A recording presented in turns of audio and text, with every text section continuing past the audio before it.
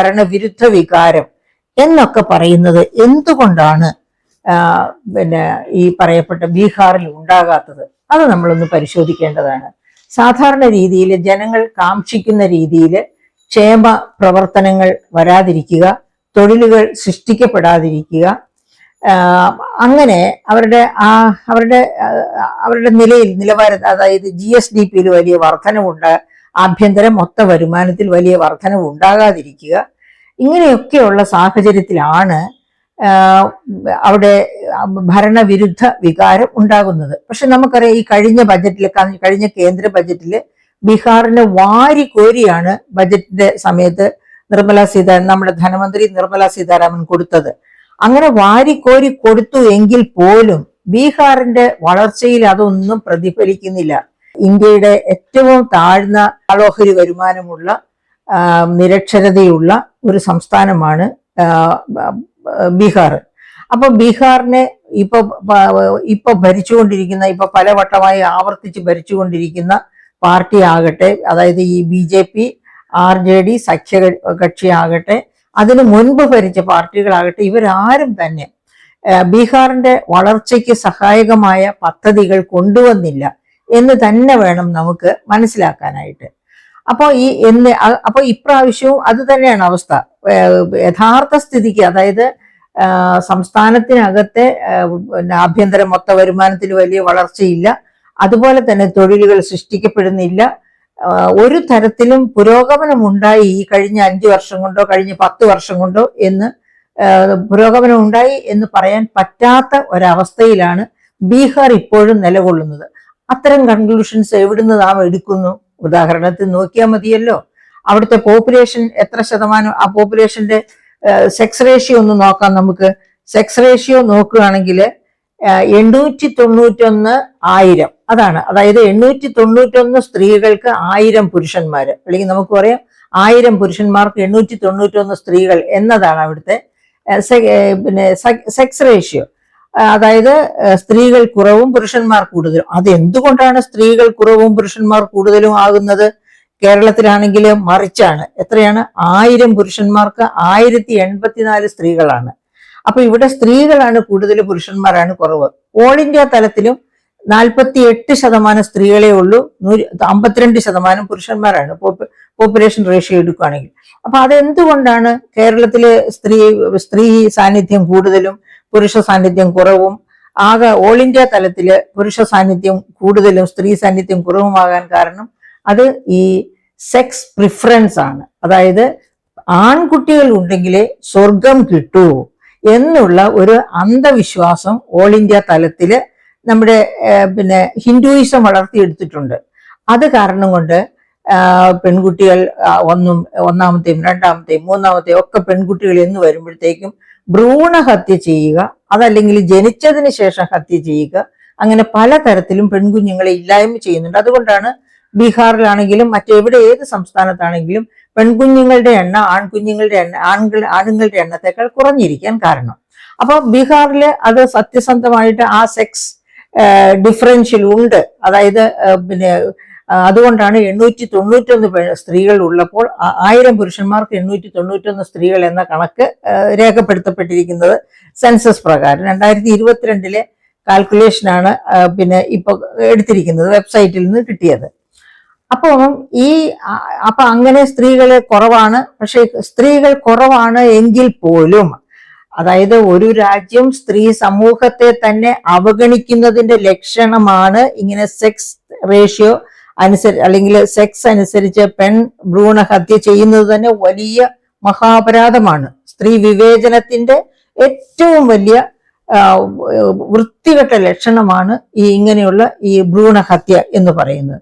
അങ്ങനെയുള്ള ഇന്ത്യയിലാണ് ഈ ഇലക്ഷൻ വരാൻ സമയത്തേക്ക് 10,000 രൂപ വീതം ഓരോ വനിതയ്ക്കും കൊടുക്കുന്നതാകുന്നു എന്ന് നമ്മുടെ ബഹുമാനപ്പെട്ട പ്രധാനമന്ത്രി തന്നെ അനൗൺസ് ചെയ്യുന്നത്. അതായത് ഇലക്ഷൻ ഡിക്ലെയർ ചെയ്യുന്നതിന് ഏതാനും ദിവസം മുൻപാണ് ഈ ഡിക്ലറേഷൻ വരുന്നത്. ഈ ഡിക്ലറേഷൻ വന്നു കഴിഞ്ഞ് വളരെ ശക്തമായ ഇലക്ഷൻ തരംഗമായിരുന്നു പിന്നെ ബീഹാറിൽ നമ്മൾ കണ്ടത്.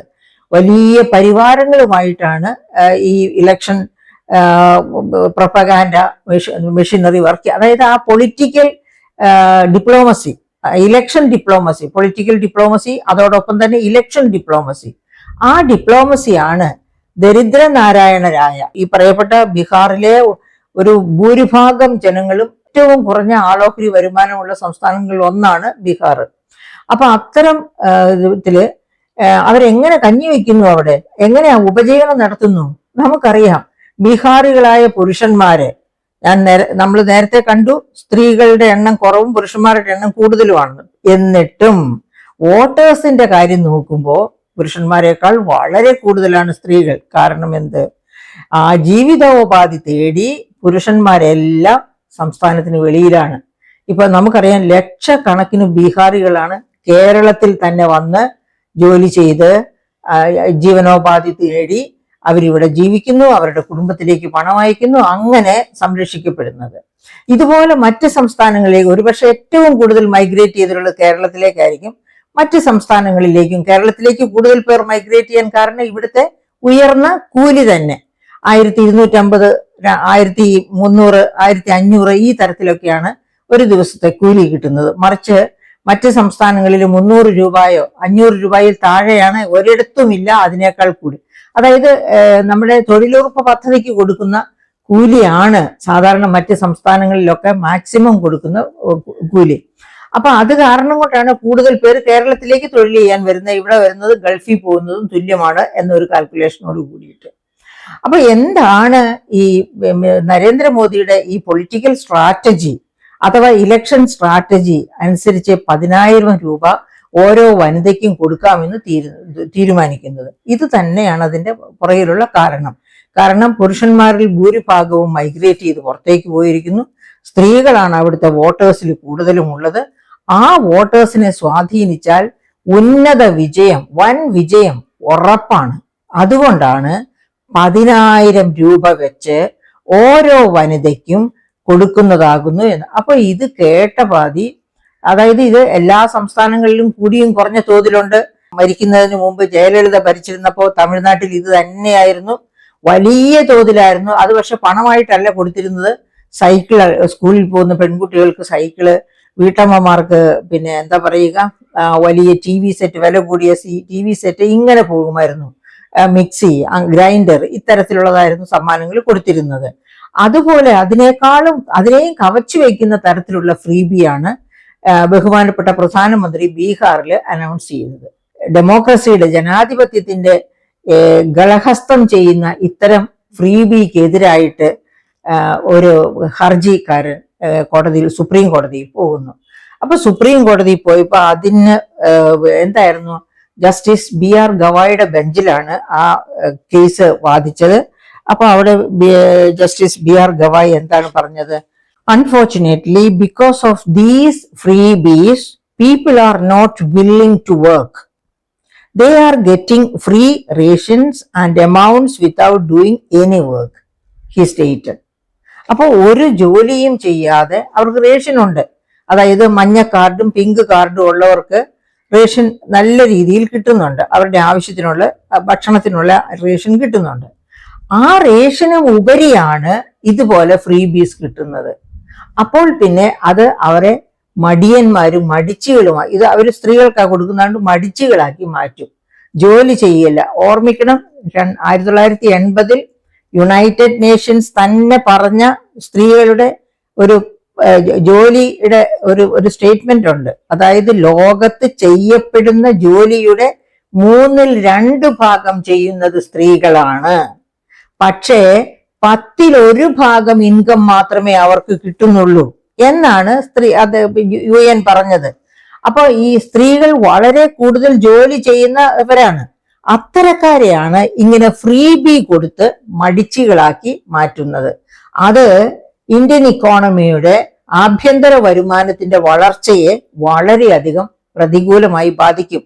അപ്പം പ്രതികൂലമായി ബാധിക്കും എന്ന് വെച്ചാൽ സ്ത്രീകൾ ജോലി ചെയ്യുന്നതിൽ ഏറ്റവും കൂടുതൽ ജോലി കാർഷിക മേഖലയിലാണ് അവർ ചെയ്യുന്നത്. അപ്പൊ ആ കാർഷിക മേഖലയുടെ തന്നെ കാർഷിക മേഖലയുടെ വളർച്ചയുടെ ഒരു ഭാഗമാണ് നമ്മുടെ ഭക്ഷ്യ സ്വയം പര്യാപ്തത. അപ്പൊ ഇതിനെയൊക്കെ ക്വസ്റ്റ്യൻ ചെയ്യപ്പെടുന്ന തരത്തിലേക്ക് നമ്മുടെ ഉൽപാദനക്ഷമത, അതായത് ജോലി ചെയ്യാനുള്ള താല്പര്യമില്ല, വെറുതെ ഇരിക്കുക, അപ്പൊ നമ്മുടെ പ്രൊഡക്ടിവിറ്റി കുറയുന്നു. അങ്ങനെ നമ്മുടെ GDPയുടെ ഗ്രോത്ത് ഒക്കെ കുറയാൻ സാധ്യതയുണ്ട് എന്നുള്ളതേക്കാണ് ജസ്റ്റിസ് ഗവായ് വിരൽ ചൂണ്ടിയത്. അങ്ങനെ പക്ഷേ ഇത് ആരാണിത് മനസ്സിലാക്കേണ്ടത്? എന്നിട്ടും കോടതി നോ എന്ന് പറഞ്ഞില്ല. കാരണം എക്സിക്യൂട്ടീവ്, അതായത് 4 തൂണുകൾ, ഡെമോക്രസിയുടെ 4 തൂണുകളിൽ ഒന്ന് ജുഡീഷ്യറി, 2 എക്സിക്യൂട്ടീവ്, 3 പത്രമാധ്യമങ്ങൾ, 4 പാർലമെന്റ്. ഒരു പക്ഷെ ഏറ്റവും പ്രധാനപ്പെട്ട തൂണ് പാർലമെന്റ് ആണ്. പാർലമെന്റ് കഴിഞ്ഞാൽ പിന്നെ എക്സിക്യൂട്ടീവ്, ജുഡീഷ്യറി, മാധ്യമങ്ങൾ. ഈ 4 തൂണുകളും ഒരുപോലെ പ്രവർത്തിക്കേണ്ടതാണ്. അപ്പൊ അങ്ങനെയുള്ള ഈ ഒരു ഏറ്റവും പ്രധാനപ്പെട്ട ഒരു തൂണായ എക്സിക്യൂട്ടീവാണ് ഇങ്ങനെ ഒരു തീരുമാനം എടുത്തിരിക്കുന്നത്. അതിനെ കടത്തിവെട്ടി നോ എന്ന് പറയാൻ ജുഡീഷ്യറിക്ക് പിന്നെ ബുദ്ധിമുട്ടുള്ളത് കൊണ്ടാണ് അദ്ദേഹം അത് വിലക്കാത്തത്. പക്ഷെ അത് ശരിയല്ല എന്ന് അദ്ദേഹം അസന്നിഗ്ധമായി കാര്യകാരണ സഹിതം വിവരിക്കുന്നതാണ് നമ്മൾ അവിടെ കാണുന്നത്, ആ വിധിന്യായത്തിൽ കാണുന്നത്. അതായത് നമ്മളൊരു ചൊല്ലുണ്ടല്ലോ,